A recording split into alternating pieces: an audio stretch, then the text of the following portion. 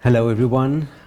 I'd like you to imagine for a moment standing before an intricate, dazzling map, except this map does not depict roads or cities, it depicts the divine realm itself. On these slides you can see some of these maps called Ilanot. That is Hebrew for trees.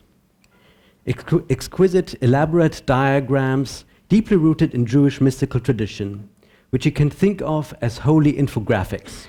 Kabbalists, that is Jewish mystics, developed intricate theories describing how the divine interacts with the cosmos.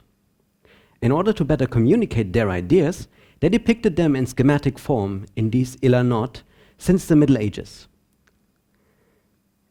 Each Ilan visually encodes complex Kabbalistic ideas, the emanation of the divine attributes into the physical world, pathways connecting spheres of heavenly influence, and even metaphors for the mystical journey of the soul.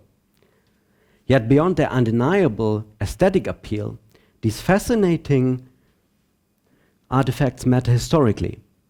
They're not just decorations or teaching tools. They embody how generations of Jewish scholars visualized, thought, and debated profound theological concepts. Although these diagrams captivate us visually and historically, my own investigative lens focuses more on the stories embedded in these material artifacts. Specifically, I'm intrigued by how Ilanot traveled through history, from hand to hand, city to city, community to community. Each artifact holds a hidden story, almost like clues from a crime scene, revealing fragments of its own mysterious past. Let me give you a quick example of what I'm talking about. On the surface, the Ilan that I'm showing to you now cannot compare with the artistry of the other specimens you have just seen. It is contained in a letter by Moshe Chaim Luzzatto that is a commentary on the Ilan. Because it is a letter that is signed by its sender, we know that it was created in 1729, probably in Padua. What is interesting are the additions made to the Ilan after it was acquired by the current owners, the Jewish Theological Seminary Library in New York City. The librarians bought the Ilan from a manuscript dealer named Lipa Schwager. They recorded this purchase by cutting and pasting Schwager's sales catalog on the top edge of the Ilan and labeling it as Katalog Schwager. In this case, we are lucky that we find information about two events: the creation of the Ilan itself and its transfer of the artifact. Taken together, the clues we have gathered form a reasonable picture for the history of this Ilan. Of course, the clues aren't always straightforward. Sometimes they're subtle, sometimes they're incomplete, or even misleading. Like a detective sifting through ambiguous evidence, I'm constantly navigating ambiguities and partial truths, piecing together narratives from hints and whispers. Yet some Ilanot remain stubbornly silent witnesses. So what happens when the clues regarding the relevant events are missing or incomplete? That is when I turn to external sources of information, especially librarians' notes and accounts of scholars. These notes can range from detailed acquisition notes and provenance statements to insightful catalog entries. Each type offers a different piece of the puzzle, integrating these external annotations with internal manuscript evidence, which helps me reconstruct a more complete story of the Ilan's journey. Let me give you an example for the external clues. One of the most remarkable examples among the Ilanot is the Great Parchment, created in Paris in 1607. I'm showing you these details so that you can appreciate the magnificent craftsmanship, but also to show you where the scribe's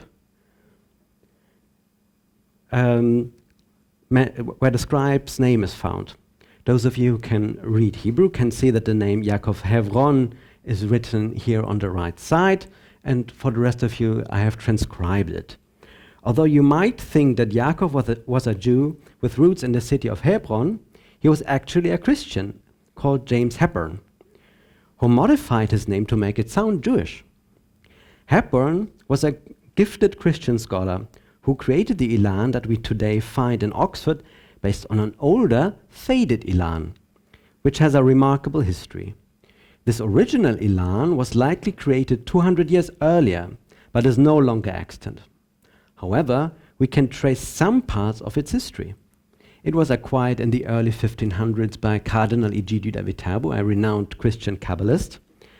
After his death, the Ilan came into the possession of the noblewoman Caterina de' Medici, who later married the French king. And after her death, the Ilan passed into the Royal French Library, which is where the French scholar Isaac Casaubon found it and was unable to read it.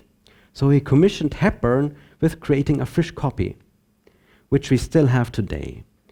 How do we know the story full of twists and turns? We know from Hepburn himself, who left a notebook where he described the events surrounding his work as a scribe for Casaubon. And we also have a catalogue of Egidio da Viterbo's library, which lists an Ilan which is identical to the copy we have today. So you might say that we get two Ilanot for the price of one, the one that is still in existence and its lost model. But more importantly, this fascinating example shows clearly how scholars interacted with Ilanot and how Ilanot functioned as intellectual bridges between Jewish and Christian scholars.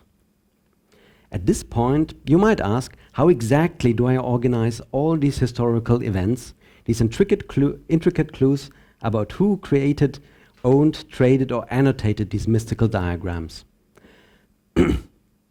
In order to systematically handle this complex network of historical data, I've designed a data model, interconnected through historical events. Let's take a closer look at the most important entities. The records form the basic infrastructure that I need to position my research in a scholarly and geographic fashion. The actors' records encompasses all historical figures or institutions that played a role in an Ilan's life cycle.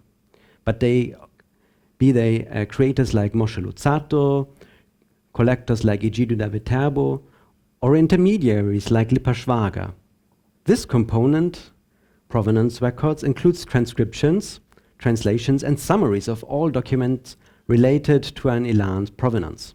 Such provenance clues might be the notes we have seen on the manuscripts themselves, inscriptions from former owners, dealers' catalog entries, or archival documents, each carefully categorized by type and fully transcribed. Each Ilan is also documented with detailed descriptive metadata. This includes standard bibliographic details like dimensions, material, script, and physical condition. As you can tell by the position in my graphic, Ilanot themselves are not the central entity for my research. At the heart of the database, central to linking all these entities, are historical events, precisely modeling interactions involving actors, artifacts, and locations. An event could be the creation of an Ilan, its sale at an auction, or its donation to a library. Each event has a defined date, involved actors, and references to specific provenance records that document these historical moments. By organizing my findings in this structured manner, the database doesn't merely preserve isolated data. It enables me to query patterns, trace networks, and discern cultural and scholarly exchanges on a broader historical scale. For instance, I will be able to visualize movements of Ilanot between certain communities and identify influential collectors or intermediaries from a multitude of small but interconnected clues. This database will become available to the public once it is mature enough. Ultimately, assembling these individual clues into my database doesn't just solve isolated mysteries, it opens our eyes to broader historical patterns that would otherwise remain hidden. These trends matter profoundly, enriching our understanding of how ideas, objects, and people interacted across time, thereby illuminating a vital aspect of cultural and intellectual history. Thank you.